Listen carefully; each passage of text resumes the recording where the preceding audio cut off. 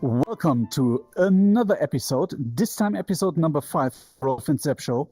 And it's again about mobility in context with the metaverse. And for that, we have another time a really great guest. And Rolf, who we have today? Today we have Usman with us. And, you know, I was checking a bit how to introduce him, and he has so much knowledge, everything around 3D, spatial computing, metaverse. So I think he's really good fit for our mobility track after having Björn and Jan. So now we have the third person with us on our mobility track. And I would simply say, enough words. Let's welcome Usman. Hey. Ooh. Usman, welcome to the show. It's super nice that we have you, and you're coming from another time a very different type of mobility. But I'm curious, what are you doing in your job? In what types of immersive stuff or AR stuff are you dealing with? And also the personal side, are you using VR for yourself or AR? And just tell us a little bit about yourself and this technology. All right. So let's start with what I do. So I come from DB Systel. DB Systel is basically the IT company of German Railways, DeutscheBahn. And what we did was we started back then in 2016, 2017. We were already doing 3D projects all around for architectural, also for some learning applications, doing gamifications and so on. And then with HTC Vive, we come up with the idea, this sounds quite interesting, that you can perform certain things, involve the muscle memory into the digital learning. And from there, we started the virtual reality training in 2016 with an internal venture, basically. So like an internal startup within DB introduced this topic, and the topic kind of picked up. I am very happy that the first case that we did was basically a handicapped passenger or specially abled passenger lift, which was to teach people how you can operate it and how you can bring people in and out of the train and so on. And from there onwards, we started developing our team further. Now we are around 25 people in immersive technologies, and we are doing like all kinds of things. So we are still doing a lot of virtual reality training simulations. We are doing applications with augmented reality, mixed reality to guide our workers in the shop floor. Then we also do applications that is focused towards the end customer, the passengers, the travelers, to provide them information. Then we are also doing a lot in the strategic area, because this is a strongly developing strategic technology that has impact all over. So now it's not only about use cases, it's about how we use mixed reality, virtual reality devices and so on in our everyday work, basically. And this is also what we are doing with the ideology of metaverse and industrial metaverse taking the big boom in there. And privately, of course, like if you have to do it professionally, you have to do it privately as well. You have to understand as well.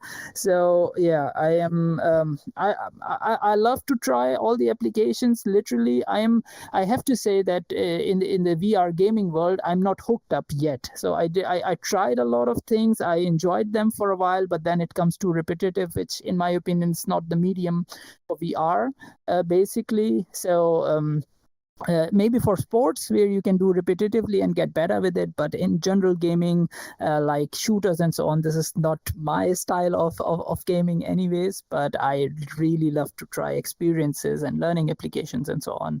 But I remember that the game that really touched me was the Lego experience. Actually, I got it as a gift from my daughter on my birthday, and there was really like you can get some childhood memories out of it.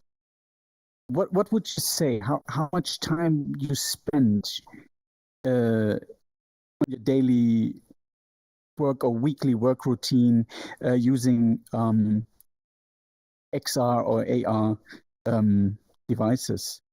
Right.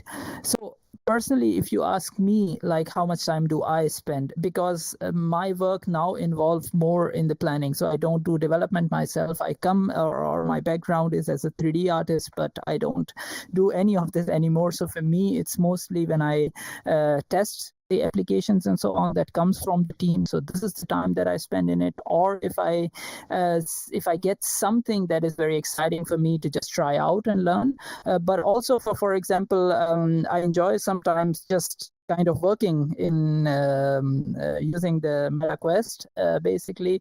So to just having multiple screens, to go into this zone where nobody's disturbing you, to kind of having bigger screens in a nice space and then working there. So this is more what I like to do. But what I also enjoy is kind of showing it around, especially to the younger audience, to my daughter and so on. So this is also the area of engagement with VR and XR overall. Yeah. And then I like to try the new devices that comes out. So even when it's smaller devices, like last week I was testing a lot with this Brilliant Labs AR AI glasses with a heads-up display. That was quite fascinating, interesting. Also, yeah, so things like that, what I really like to do. Okay, that sounds quite interesting. Have you tried, let's say, these pretty young devices just for a couple of hours or days, or have you really tried to involve them in your daily life, like wearing these AR glasses from Brilliant Labs, let's say a whole week or something? So what I regularly do is my Meta Ray-Bans. I wear them all the time. So they are my go-to glasses. So the thing what they do brilliant is that being glasses with a camera, if you let alone everything that does with the AI and so on. So to capture the moments, either video, audio, video, photos, or just as a glasses, they are really fashionable and easy to use. So that's the first thing. So I wear them all the time, every day. So they are my go-to glasses. I have also using them as my looking glass and everything. So that's the first thing. Then I didn't try it as of yet for Brilliant Labs to wear it out so much. It's still very basic, basically, and it's more a development kit than a ready device at the moment. But yeah, Meta Ray-Bans, they just do brilliantly what they are supposed to do as the basis of glasses. Yeah. So Rolf, you see, we have some, let's say, I would call you already a nerd type of person trying and wearing all that stuff. He's absolutely right in this podcast because we're nerding around, and it's good to hear that you find a good bridge of business and private context, because I'm a big believer that people who are getting in contact on the business case with VR and start really enjoying it, it will be swapped over into the private area because they will see the benefits of it. And it's good to hear, that you also, I think we are the same. If we get the chance to try out in your hardware, we will put the hardware on, and sometimes more difficult to get the hardware back when we are not allowed to keep it. But it's great to hear. Yeah. So I must say it's really you mentioned a lot of things about the technologies you're using and stuff you're doing on business and also on the private side. But do you see any, when you in both directions, VR and also AR glasses, do you see any use case or where you think this could be in the future foreseen, something that not nerds like us will do it, but also like the general purpose? So let's start with AR or mixed reality of any kind. I think that there is not one use case. So this is the discussion that I always go on and on within in the private context as well as in a work context, that it is like another set of device. It's not replacing your mobile phone. It's not replacing your computer or anything. It's an additive device that brings more convenience to our lives. Where I see currently the issue with all these AR devices is the lack of ecosystem. For example, I can ask my AR, or you can say it's an AR device. The augmentation is not only visual, but also audio, like Meta glasses. You can ask, so what's the next or the best Asian restaurant next to me? It can give you this set of information using AI. But when I say, can you guide me there? And it cannot, because the ecosystem is not there. The guidance comes probably from Google, from Apple, and so on, and they are not collaborating on these topics and so on. So for me, I think these devices will be used by the common folks once it covers the whole ecosystem, so that you can use them doing things that you cannot do, like controlling your smart home, like looking at the videos. You get a message, then you don't always have to communicate using your voice, but other factors, and you can operate them. Then you can run through your system, and you kind of don't have to pull out your mobile phone to do the certain things with them. So that would be the case. And for the whole aspect of complete immersion, this virtual reality, I personally feel we are not doing the right cases. We are on a stage where we are kind of using the camera to film the stage and not creating animated movies, like not creating movies where actors are performing, where the director kind of gives its point of view.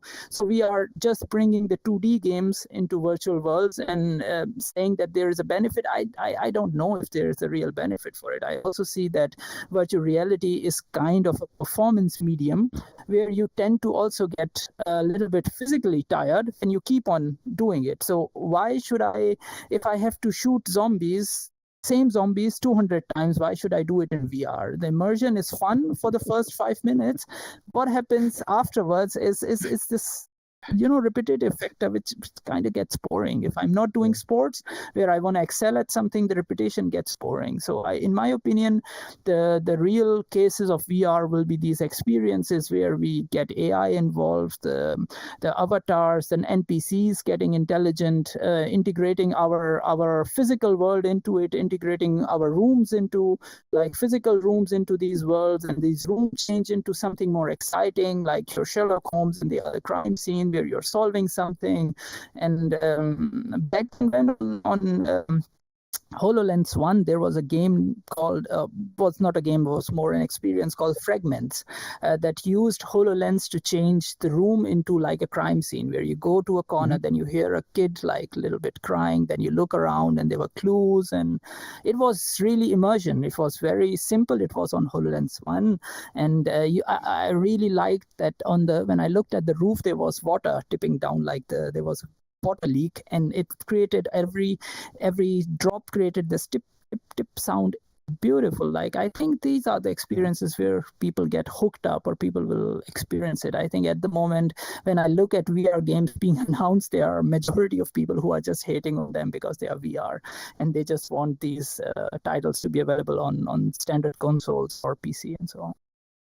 I think in the moment, because of the, let's say, very small user base of these kind of devices, the investment in a huge game where you really want a hard ROI, then you have to have the backup plan to go on 2D, except you're totally into it and have plenty of money to spend on it. You covered already in your explanation a lot of pro and cons from all the different type of technologies. So lucky for me, I don't need to ask the question again. And you also mentioned, if I can say, the wow factor you already described was your experience with this HoloLens 1, that it was a good immersion. Did you had also the opposite? So what was your biggest fuck up, or the worst scenario? What you say, this was really a good demonstration of what you should not do, that you experience?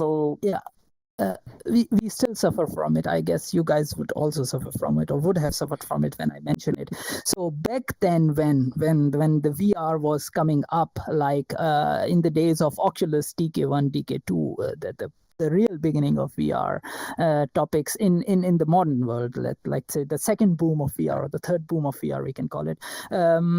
People said, okay, what would be the most extreme experience I can give it to someone to convince him that this is like a thing? And then people start putting people into roller coasters or scare experiences. And there are so many people still now today that I meet in my professional and private life and say, have you tried it? And say, yeah, I tried it back then and it makes me nausea and it's like not nice. And I think the worst experiences we had was these roller coasters, these tons of roller coasters that were running around in a very bad quality headsets with 3D OF, and oh my God, this is a horror. This we still fighting. I think the VR industry is still fighting them.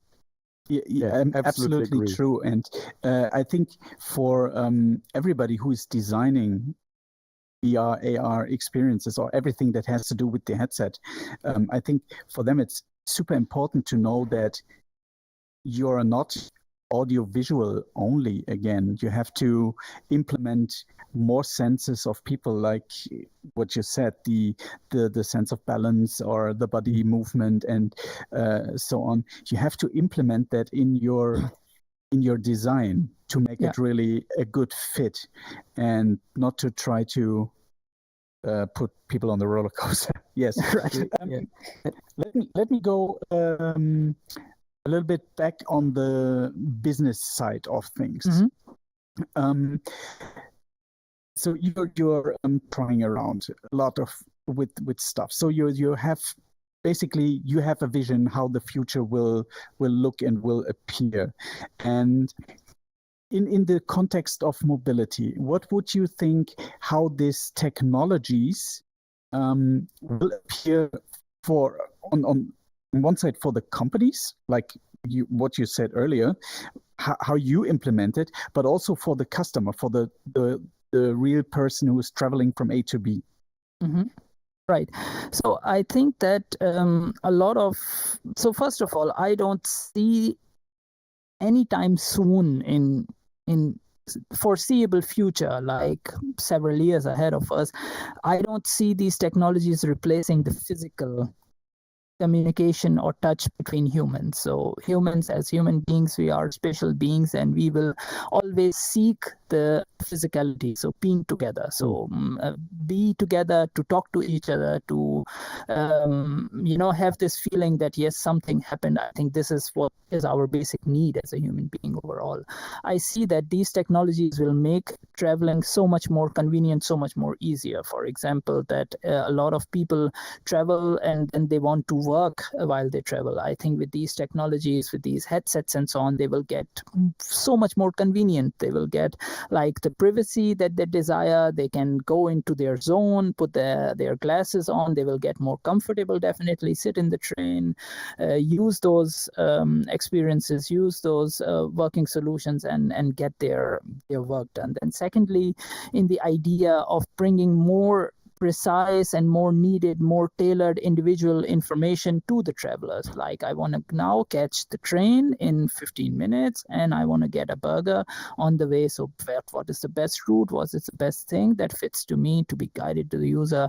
The train stations are also kind of a public space where you also can meet up people and so on. So like where I am, like setting up beacons and so on. Then we also have to think about specially abled passengers. So how can their life would be so much easier to onboarding, to finding the right solutions with this combination of these different cues, which could be audios, could be visual, could be anything. So I think that overall, as we grow or go on as a being, I think it will get more and more convenient to have traveling, and then connecting the services together and making the ticketing more easier, more digitized, and so on. So I see a lot of potential in these technologies to make them easier. Okay. Your example with the route guidance, if you're, for example, come to a train station and then you know when the train is coming with real-time data, for example, and it guides you through. The other way around would be also quite interesting, I think, so that you as a person can enjoy more the, let's say, not the waiting time, and maybe just say, hi, I'm to the system, hi, I'm there on the train station. If the train comes up, that it registers that I'm available and I'm on the way, that it's maybe waits for a couple of, let's say, minutes or so, or calls me up, or that I get a countdown to actually get in. This would be also quite nice, I think, so that you don't have to spend your time waiting on awkward areas. Yeah, I can imagine from my personal case, I always be, I will not say lost on a train station when you have to catch a connecting a train. This would help me to plan my schedule better, because sometimes, I'm very bad in guidance. So I know I add always a bit of buffer that I find my way, because I'm the chance is high I'm running in the wrong direction first till I realize it. So right. I think this could be also helping for all people who are nervous. As you said, I'm absolutely with you. People still want to meet each other. And maybe there is ways that you can simulate your train ride, your journey in advance, and you get more comfortable in it till the technology is ready that it can really do real-time guidance. I think there's a lot of potential chances to make the whole journey a bit more relaxer for people like me, that I know, okay, I have to go this way and not the other way. Right. So what I mentioned before with this augmented reality classes or something like that, this is where I'm talking about the ecosystem overall, right? So this is, I think, exactly the question. Like, there is not one killer use case, but the ecosystem, the combination, this is the basic concept of the industrial metaverse. When we talk about it, the metaverse, it's not only digital, but the connectivity between the physical and the digital. So you kind of register yourself on the platform that, okay, I am there, and then you already order to XYZ restaurant. Can you prepare something for me? As you check that, can you reach there, grab it, and come back before the train arrives, and so on. So all of these things, I think these would be more standard features. So they're like convenience cases. So I would not say that they are targeted use cases, but they are the convenient cases that should be, that would be how our lives would be. So our we already see, let alone all the immersive things, with Google Maps, we kind of tend to look at it and say, okay, yeah, I'm coming, and due to traffic situation, maybe it will take 10 minutes more than what it on average took. But when everybody is kind of interconnected, and there are these we can get more better information of how is the situation, what time the train is coming, how crowded the train station is, how long a line at a specific restaurant is. You can get very good estimates that can you go get the stuff and come back, or you have to wait here. But while you wait here, you can also I just saw a really cool ad from Meta today in the morning, where they say, like, the person went to a government office. Typically that takes a lot of time, and you have to wait in line, and he puts his Quest on and open Netflix and was watching like in a theater. So the things like these will come in. So maybe you're not getting bored, or you're waiting, maybe you're able to do your meetings and so on. But there are so many factors, connectivity, so many other things come into play here. Yeah, I think it's great. I'm absolutely with you in regards of the inter-exchange and the connectivity, and it's not one use case. And this is something that we also mention always in our discussion. You can start technically with one use case, but it's always multiple things that need to work or you can do. So a good example. Yeah. Yeah. But, let me get back on the travel itself. Because I think, let's say a lot of business travel, for example, maybe today is not even needed anymore due to video conferencing, which is, let's say, before Corona hit the world, at least in Germany, it wasn't a big thing. Since then, everybody's making video calls. And let's say the impact of work, I also can consider that maybe it will change that not the person has to travel, but maybe the offices are virtual, for example. But this is, let's say, this is a time span until this is reality for different companies. Maybe you can tell something what you guys are doing in your company then. But what I'm interested in, if I step, for example, on a train, what can I expect as an experience from this kind of technology in the future if I'm not working, for example, or are there concepts that you are after that you can talk about, obviously, that could make the journey itself more interesting? Right. Right. Yeah. So there are some concepts that we considered. Of course, we have to look at the state of the hardware. It's not yet ready. Adaptation in Germany is also a little bit not as high as maybe US or something, you can say. But the things that we definitely see, for example, they are simpler things like what you want to eat in the train. So we thought about ideas like, okay, how you can look at the sample size or how big a sandwich is, and then you can maybe tap on it, and then you get the ingredients, and then you get a little bit more idea of how the portion size of a certain thing is. And then you can also, I think there are some cases where we thought like you look around and you see what is the city where you're crossing, and maybe having some interactive experience, some games with it, and so on. Comfort check-in is the idea, getting more